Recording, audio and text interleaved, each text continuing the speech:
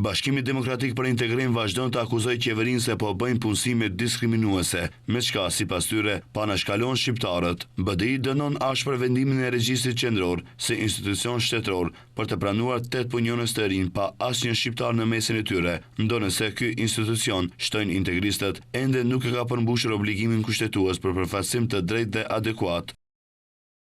Ky zhvillim është pasojë direkte e shfuqizimit të balancuesit, një mekanizëm i domosdoshëm për garantimin e barazisë dhe përfaqësimit multietnik në administratën publike.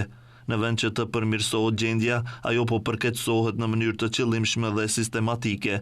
BDI rikujton se këto praktika përbëjnë shkelje të rëndë të kushtetutës dhe të marrëveshjes së Ohrit, duke minuar themelet e bashkëjetesës demokratike dhe të vlerave evropiane. Partia opozitare shqiptare akuzon edhe koalicionin Vlen. Sipas tyre, Vlenin nuk e përfill askush në qeveri. Sa i përket të ashtu quajturave mbetje të Vlenit në qeveri, është më së e qartë se askush nuk i pyet, askush nuk u kërkon mendim për asnjë vendim institucional. Ata nuk kanë as ndikim, as autoritet. E vetmja gjë që bëjnë është ta arsyetojnë këto politika diskriminuese me heshtje dhe nënshtrim të turpshëm. Nga partia Ahmetit i bëjnë thirrje qeverisë që të ndalojnë, siç thonë, me urgjencë këtë prirje të rrezikshme dhe të rikthejë mekanizmat e barazisë dhe drejtësisë në institucionet shtetërore.